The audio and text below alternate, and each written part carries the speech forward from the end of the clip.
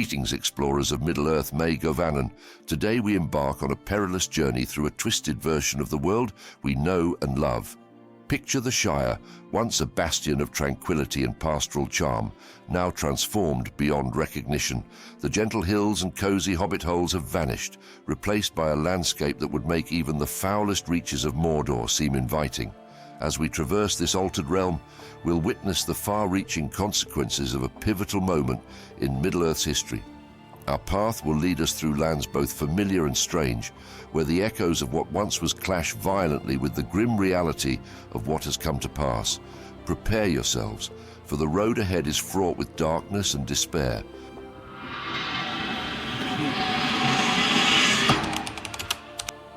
Our journey begins with Gandalf the Grey, a wise and benevolent figure who wandered the lands of Arda for ages, offering counsel to kings and hobbits alike. But what if this paragon of virtue faced a test too great, even for his legendary wisdom? Picture the moment Gandalf first lays eyes upon the One Ring. We've seen him resist its allure before, but in this tragic tale, something shifts. A fleeting thought of all the good he could do with such power is all it takes for Gandalf to claim the ring for his own. The transformation is swift and terrifying. Gandalf's eyes, once twinkling with mirth and knowledge, now gleam with an unnatural light. His very essence darkens, pulsing with malevolent power. The kindly wizard vanishes, replaced by a being of terrifying might. We must remember Galadriel's warning. The ring tempts all who come near it. Even the purest hearts are not immune to its corruption. For Gandalf, perhaps it whispered of a world free from Sauron's shadow, a Middle-earth shaped by his own will. But such power always exacts a terrible price. What horrors will Gandalf unleash? The possibilities are as endless as they are chilling. Will he march on Mordor to claim Sauron's dark throne, or will he turn his gaze to the kingdoms of elves and men, reshaping them according to his twisted vision? The answer, my friends, is both simpler and more horrifying. Gandalf's first act of tyranny strikes at the very heart of innocence in Middle-earth, the Shire. With a mere thought, amplified by the ring's power, Gandalf enslaves the minds of the Shire folk. Imagine the horror. Hobbits who once delighted in simple pleasures, now marching in lockstep to a dark master's will. Their eyes, once bright with laughter, now dull and vacant as they toil endlessly. The Shire, once a bastion of peace, becomes the first conquered territory of a new dark empire. But this is merely the beginning of Gandalf's dark reign. As his power grows, so too does his ambition.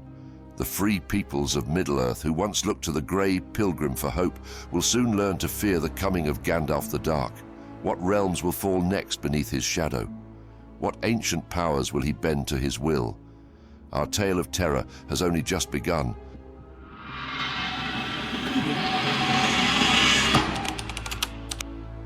As we delve deeper into the corrupted Shire, we uncover personal tales that illustrate the true horror of Gandalf's reign. Consider the story of Rosie Cotton, once a cheerful hobbit lass known for her vibrant flower gardens. Now, her calloused hands tend to the gears of a monstrous machine, her eyes vacant as she toils endlessly in one of Gandalf's factories. The psychological toll on the hobbits is immense. Every day they are forced to betray the very essence of what it means to be a hobbit. They struggle with the weight of their complicity, their minds fracturing under the strain of Gandalf's domination. Some, like old Gaffer Gamgee, have retreated into a world of memories, muttering about bygone days as they shuffle through the ashen streets. Yet even in this darkest hour, a flicker of the old hobbit spirit persists. In secret corners and hidden glades, a resistance movement takes root. Brave hobbits, their hearts still yearning for the Shire of old, gather in whispers to plot against Gandalf's tyranny. They risk everything, their lives, their families, their very souls, in the hope of reclaiming their homeland. But how can they stand against the will of a corrupted Istari, one who knows their every thought and desire? The answer lies in the insidious power of the One Ring. With but a thought, Gandalf can reach into the minds of every hobbit, bending their will to his own. Resistance becomes nearly impossible when one's very thoughts are no longer private. As we witness this tragedy unfold, a question burns in our minds. Will any hobbits manage to escape this tyranny? Might a brave few slip past Gandalf's all-seeing gaze and warn the rest of Middle-earth of the darkness growing in the west? The fate of countless realms may hinge on such an act of courage. In a twist of cruel irony, Gandalf transforms the peaceful hobbits into the vanguard of his conquering army, these once gentle folk now twisted by dark magic and armed with weapons forged in the fires of their own homeland, march forth to bring other realms under Gandalf's dominion. The free peoples of Middle-earth, long accustomed to dismissing hobbits as harmless and inconsequential, will soon learn to fear the coming of these diminutive warriors. With the Shire firmly under his control, Gandalf's gaze turns to greater prizes. What realm will fall next beneath the shadow of the corrupted Istari? What ancient powers will he seek to bend to his will? Our journey into this dark mirror of Middle-earth has only just begun, and I fear the horrors we have witnessed in the Shire are but a prelude to the calamities that await.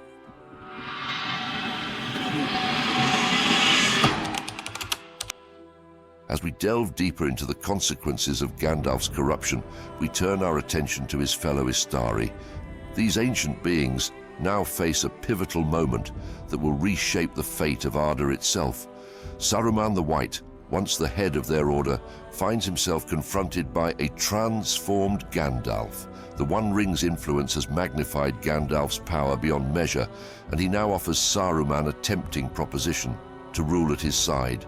We witness Saruman's internal struggle, his eyes glimmering with a mixture of fear and desire.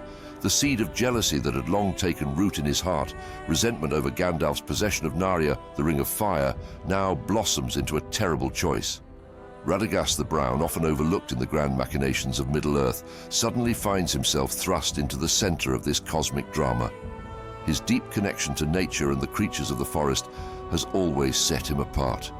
As Gandalf's dark influence encroaches upon his woodland realm, we observe Radagast's internal conflict. Will his love for the natural world provide the strength to resist Gandalf's allure? The mysterious blue wizards, Alatar and Palander, whose fates have long remained obscure even to the wisest lawmasters, now face their own trial. Gandalf's reach extends into the far east of Middle-earth, where these two Istari were sent. Their impending confrontation with their fallen brother promises to be a clash of titanic proportions, hidden from the eyes of elves and men. As each Istari grapples with Gandalf's ultimatum, the tension builds.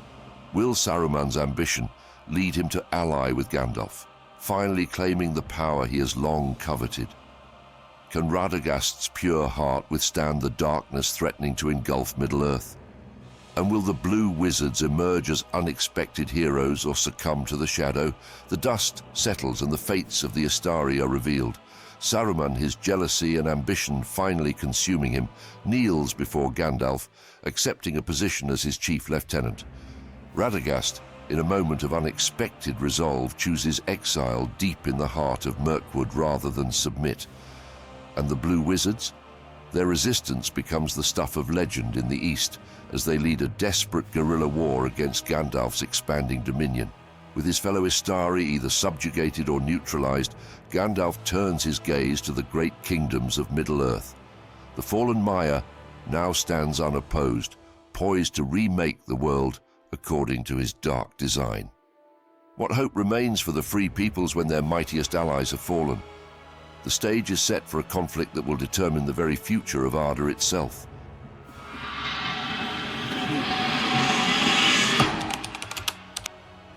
As we continue our journey through the darker paths of Tolkien's realm, we find ourselves at the gates of Rivendell, the last homely house east of the sea. Once a sanctuary of peace and wisdom, Imladris now braces for the coming storm. Lord Elrond, his face etched with grim determination, transforms this elven haven into a fortress. The once tranquil gardens now serve as training grounds for archers, while the forges ring with the urgent rhythm of preparation. Even the Bruinen seems to roar with newfound fury, as if sensing the approaching darkness. As Gandalf's twisted army crests the horizon, we behold a chilling sight. At the vanguard march the hobbits of the Shire, their faces masks of vacant malice. Behind them lumber great beasts of the forest, all bent to the Istar's will. The clash that follows defies description, as the raw power of the ring-bearer meets the ancient magic of the elves. Elrond stands atop the walls, his voice rising above the din, as he calls upon the very elements to defend Imladris. Great gusts of wind scatter the corrupted birds, while the waters of the Bruinen rise up to swallow whole companies of the invading force. Yet for every small victory, the defences strain and buckle under the onslaught of the One Ring's power. The air shimmers with the clash of opposing magics, as millennia of elven craft and wisdom struggle against the raw domination of Gandalf's newfound might. We're reminded of Rivendell's significance in the grand tapestry of Middle-earth's history. How many times has this hidden valley served as a bulwark against the forces of darkness?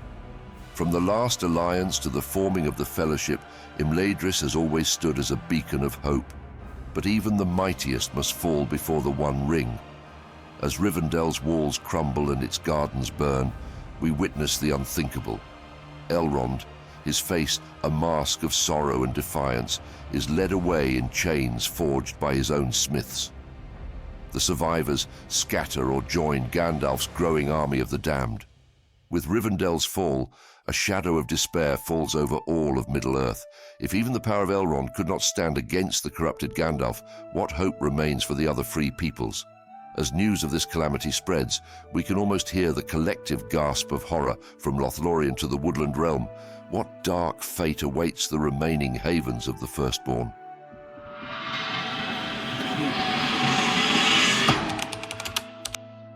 As our journey through the corrupted realms continues, we turn our gaze to Lothlorien and the woodland realm, the last bastions of the Firstborn in Middle-earth.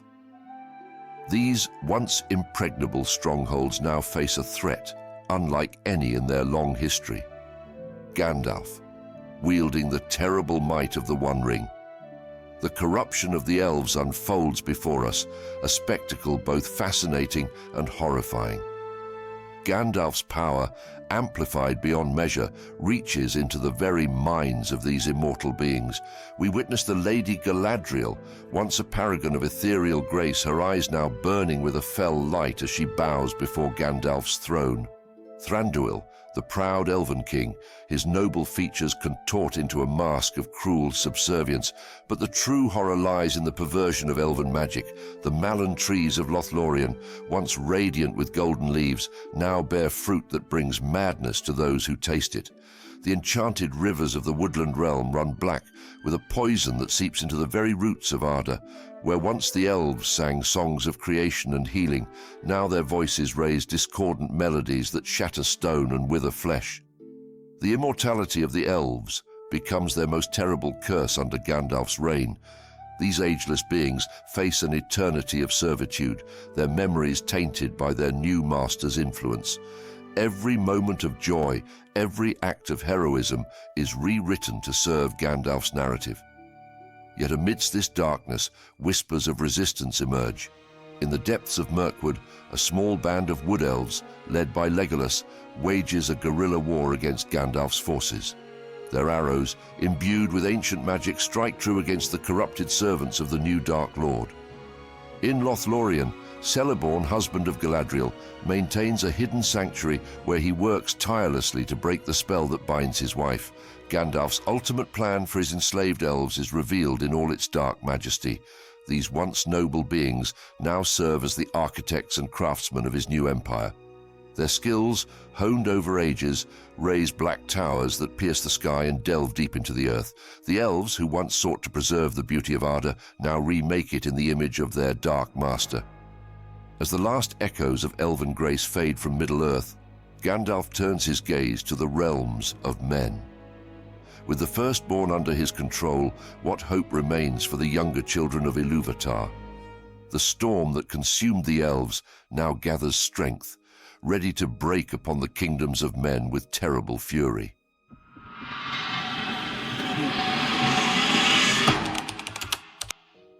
As we continue our journey through the Enchanted Realms, we arrive at a moment of profound tragedy, the siege of Minas Tirith.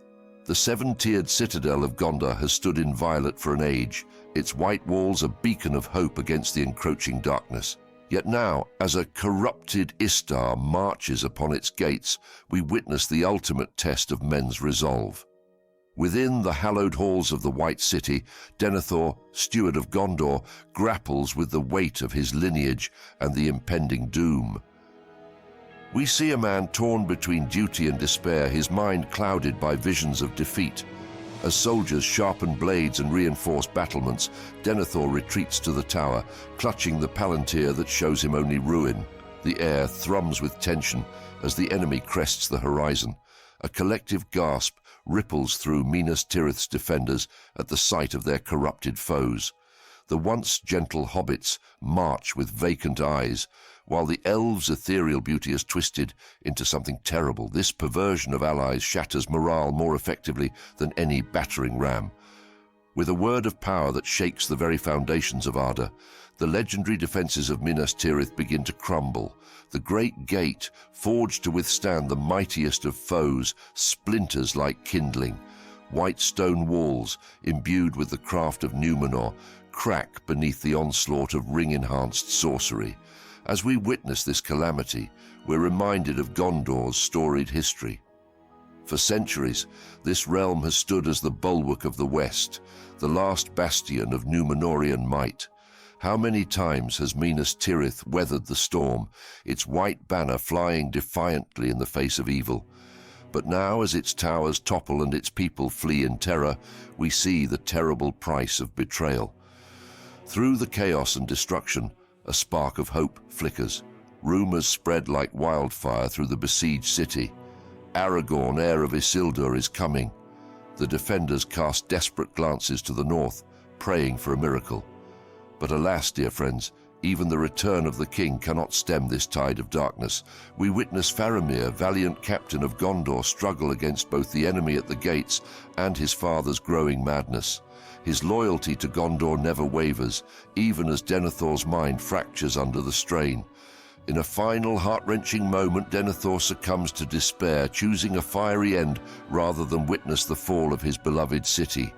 Aragorn arrives too late, finding only smouldering ruins where the White City once stood.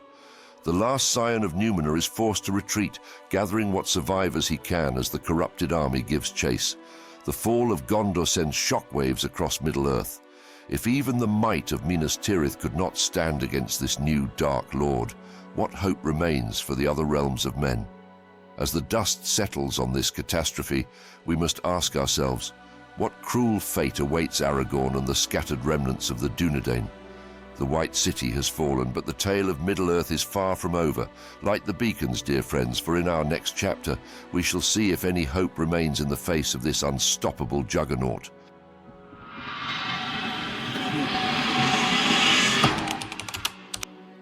Our journey through the darkest possibilities of Arda continues as we turn our gaze to the Dunadane, the last remnants of Númenórean nobility in Middle-earth. These rangers of the north, led by Aragorn, son of Arathorn, now face a test that could shatter their very legacy. The Dunadane, descendants of the ancient kings of men, have long stood as silent guardians against the encroaching darkness. Their bloodline grants them unusual longevity and a unique resilience to evil, gifts that have served them well in their centuries of secret vigil. But now, as Gandalf's corrupted army advances, Aragorn stands at the precipice of a terrible decision. The weight of Aragorn's lineage presses heavily upon him. The blood of Elendil flows through his veins, granting him not only great strength but also the burden of his ancestors' failures. The shadow of Isildur's weakness, his inability to destroy the ring when he had the chance, looms large over Aragorn's choice.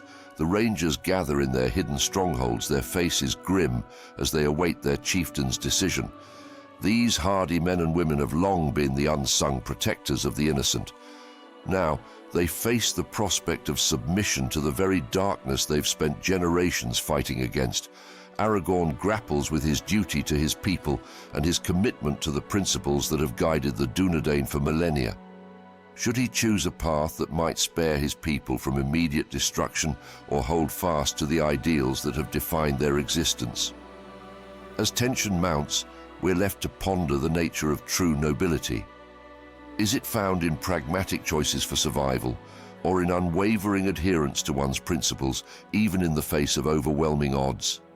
The moment of truth arrives, and Aragorn's decision reverberates through Middle-earth.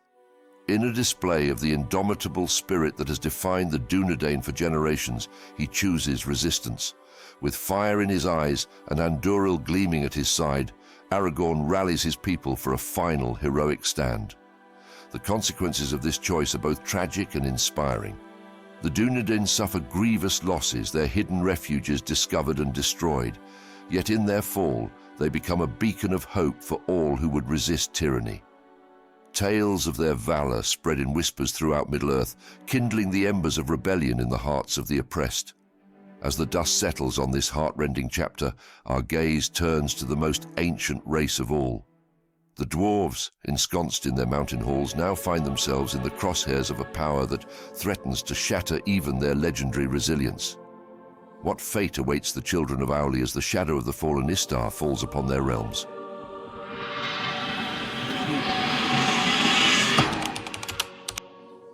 The dwarves, children of Auli, now face their greatest test as Gandalf approaches, his power magnified by the One Ring. In the realm of stone and iron, even gods have found their match. Will the steadfast dwarves bend or break?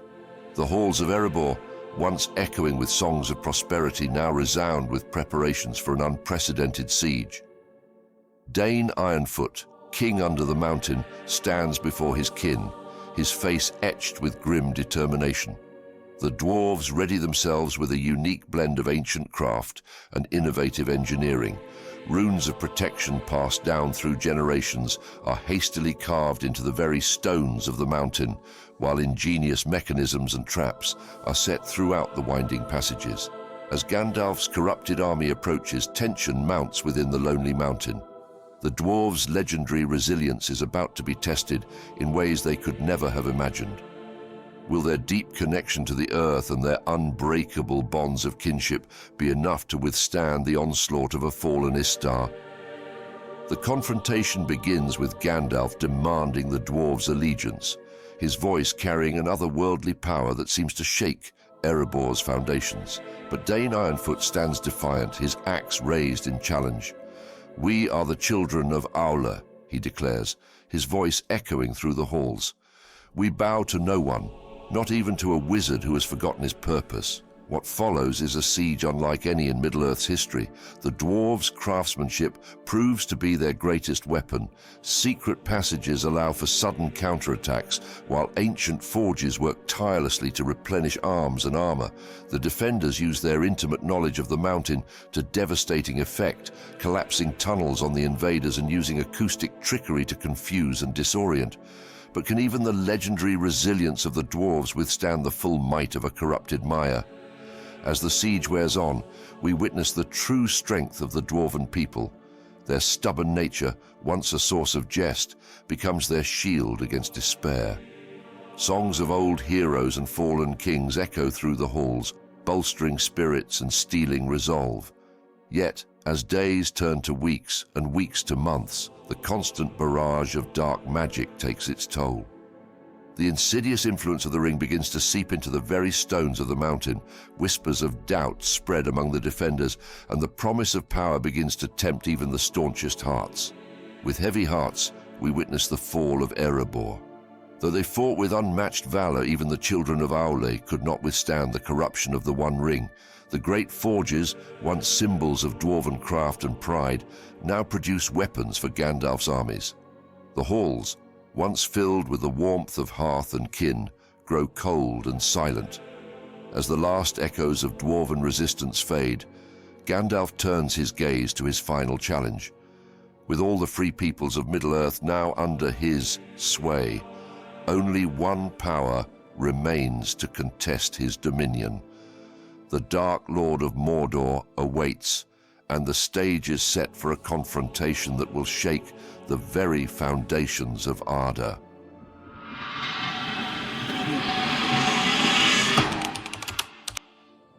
As we delve into the cataclysmic confrontation between two formidable powers, we witness a spectacle unprecedented in the annals of Arda. Gandalf, corrupted by the One Ring, marches upon Mordor with his vast army of enslaved free peoples. Sauron, the Dark Lord, rises to meet this unexpected challenger, setting the stage for a clash that will reshape the very foundations of Middle-earth. The One Ring, now resting upon Gandalf's finger, pulsates with an otherworldly energy. Its allegiance wavers, caught between its creator and its new bearer. This internal conflict within the ring itself adds a layer of unpredictability to the impending battle. As Gandalf's forces approach the Black Gate, the plains of Gorgoroth quake beneath their feet, a portent of the devastation to come. The confrontation unfolds with terrifying majesty atop Mount Doom, where the ring was forged an age ago. Gandalf, his staff crackling with eldritch energy, summons storms that darken Mordor's already gloomy skies. Sauron, a towering figure of shadow and flame, rises from Barad-dûr to face his adversary. Their battle is a symphony of destruction, each unleashing powers that threaten to tear asunder the very fabric of reality. As the conflict reaches its zenith, the ring's true nature reveals itself. In a moment of bitter irony, it slips from Gandalf's finger and into the waiting grasp of its original master. Sauron's triumphant roar echoes across Middle-earth, heralding a new age of darkness. Gandalf, stripped of the ring's power, is cast into the depths of Barad-dûr, a prisoner of the very evil he once sought to vanquish. Yet, even in this bleakest of moments, a small spark of hope remains, for as our journey through the enchanted realms of Middle-earth comes to a close, we are reminded that the smallest of creatures can often turn the tide of fate. What role might they yet play in this darkened world?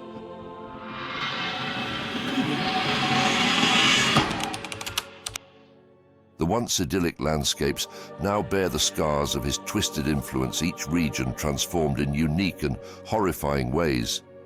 In the Shire, where hobbits once lived in peaceful simplicity, great furnaces now dominate the skyline.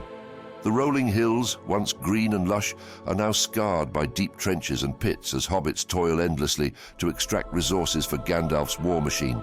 The air, once fresh and sweet, now carries the acrid scent of burning coal and despair. Lothlorien, the golden wood of the elves, has become a place of eerie silence and decay. The malin trees, their leaves now ash-grey, stand as silent sentinels over a realm where time itself seems to have stopped. Those who venture into these woods speak of whispered voices that drive them to the brink of madness, echoing the despair of the elves trapped within. Even the depths of Khazad-dûm, now known only as Moria, have not escaped Gandalf's reach. The vast halls and chambers, once filled with the rhythmic sounds of Dwarven craftsmanship, now echo with the clanking of chains and the crack of whips. Enslaved dwarves, their spirits broken, delve ever deeper in search of mithril and other precious materials to fuel their new master's insatiable appetite for power. Yet, amidst this overwhelming darkness, small pockets of resistance persist. In the ruins of Osgiliath, a band of Gondorian rangers wages a desperate guerrilla war against Gandalf's forces. Deep within Fangorn Forest, the last free Ents, led by Treebeard, shelter a handful of elves and plan their next move. And beyond the Sea of Rune, whispers spread of a growing rebellion among the Easterlings, who now view Gandalf as an even greater threat than Sauron ever was. For the majority of Middle-earth's inhabitants, however, life has become a grim struggle for survival. The Rohirrim, once proud horse lords of the plains, now serve as expendable shock troops in Gandalf's armies. In the cities of men, citizens live in constant fear of the Nazgûl, transformed by Gandalf's power into instruments of terror and control. The elves, their immortality now a curse, watch in despair as their once beautiful realms wither and die. As we contemplate the horrors of Gandalf's reign, comparisons to the dark days of Morgoth in the First Age are inevitable. Like the first Dark Lord, Gandalf seeks to remake Middle-earth in his own image. Yet where Morgoth's evil was a primal force of destruction, Gandalf's corruption is more insidious, perverting the very ideals of wisdom and guidance that once defined him. Is there any hope left for the free peoples of Middle-earth in the face of such overwhelming darkness? As Gandalf's power grows ever greater, fueled by the One Ring and his own formidable will, the chances of successful rebellion seem to dwindle with each passing day. Yet history has shown us that even in the darkest of times, hope can spring from the most unlikely of sources. From his throne atop the ruins of Barad-dûr, Gandalf now turns his gaze to the Undying Lands, plotting to breach the barriers between worlds and challenge the very Valar themselves. The fate of Middle-earth hangs in the balance, awaiting the next turn in this epic struggle between light and darkness. What unexpected heroes might yet rise to challenge the reign of the new Dark Lord?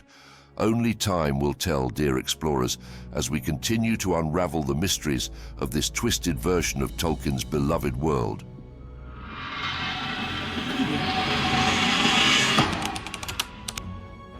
As we delve deeper into the darkest chapter of our beloved realm, we witness the formation of an alliance unlike any before. In the shadowy depths of Fangorn Forest, where even Gandalf's corrupted gaze falters, a council convenes that will alter the course of history. Treebeard, the last of the Ents, hosts this clandestine gathering. Around him stand representatives of the free peoples, each bearing the scars of Gandalf's tyranny. A hobbit resistance fighter from the Shire, a dwarf lord exiled from Erebor, an elven warrior from the hidden valleys of the Misty Mountains, and a Dunadane ranger, descendant of Númenor. Their differences pale in comparison to their shared purpose, to accomplish what even the wise could not. As our heroes embark on their perilous quest, they face challenges that would shatter lesser beings. Gandalf's forces pursue them relentlessly across the ravaged landscape. Corrupted Ents uproot forest in their wake, while Nazgûl scream through the skies, their cries driving men to madness. Yet for every obstacle, the Alliance finds strength in unexpected places. A colony of great eagles, long thought extinct, aids their crossing of the Misty Mountains. In the ruins of Khazad-dûm, they uncover a hidden enclave of dwarves who have resisted Gandalf's influence. Their journey towards Mount Doom builds to a fever pitch as Gandalf's forces close in from all sides. The very air thickens with malevolent power, and the fate of Middle-earth hangs by the thinnest of threads. Will this last, desperate attempt succeed where all others have failed? In a moment that will be sung of for ages, our heroes make their final push. The hobbit, drawing on an unbreakable will, casts the ring into the fires of Mount Doom. As it melts, Gandalf's power unravels. His armies crumble, his fortresses topple, and the corrupted Istari himself is reduced to a mere shadow. The impact on Middle-earth is immediate and profound. As Gandalf's influence fades, the land itself seems to breathe a sigh of relief. The malon trees of Lothlorien regain their golden hue, while the fields of Rohan sprout new growth. Yet the scars run deep, and the road to recovery will be long and arduous. As the dust settles on this epoch-defining event, we're left to ponder the resilience of hope in the face of overwhelming darkness. The fate of Middle-earth, once balanced on a knife's edge, now turns towards a new dawn. But what challenges await in this post-Gandalf world? And how will the free peoples rebuild from the ashes of his dark reign? Light the beacons, dear viewers, for a new age of Middle-earth begins.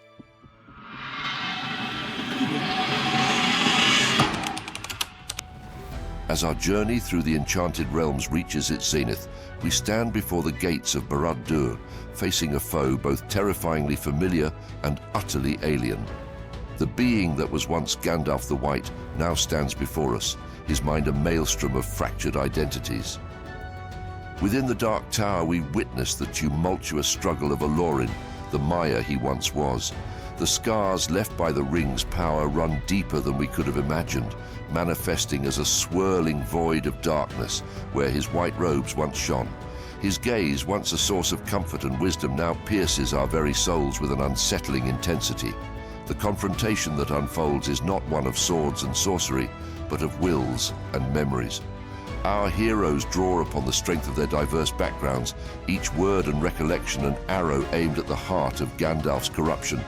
We see flickers of recognition in his eyes, quickly subsumed by rage and madness, as the true nature of the mire is laid bare before us in a moment that will be sung of for ages to come, a memory more powerful than any other breaks through, the simple courage of a hobbit volunteering to carry the ring to Mordor. The selfless act becomes the key to Gandalf's unmaking, a stark contrast to the lust for power that has consumed him. We bear witness to a transformation unlike any other in the history of Middle-earth. The corrupting influence of the ring fades, revealing Alorin the Mire in all his radiant glory. As Barad-dûr crumbles around us, Gandalf weeps tears of sorrow and joy, seeking forgiveness for his actions.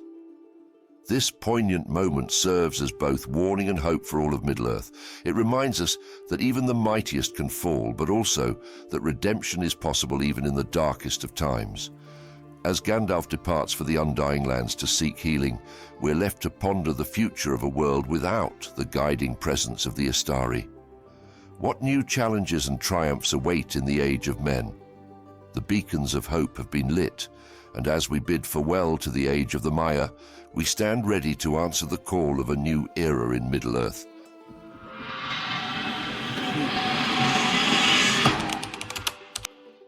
As our journey through the enchanted realms of Middle-earth comes to a close, we find ourselves in a world forever changed by the reign and fall of Gandalf the Corrupted. The aftermath of this dark chapter has left an indelible mark on the landscape and its inhabitants. In the Shire, hobbits emerge from forced labor, blinking in the sunlight of a newfound freedom. The great forests of Fangorn and Lothlorien whisper with fading memories of ancient magic, while the white towers of Minas Tirith stand sentinel over a city, striving to reclaim its former glory. As the free people survey the ruins of the old world, they face an unprecedented challenge, rebuilding without the guiding hand of magic. The elves, their power diminished, prepare for their final journey to the Undying Lands.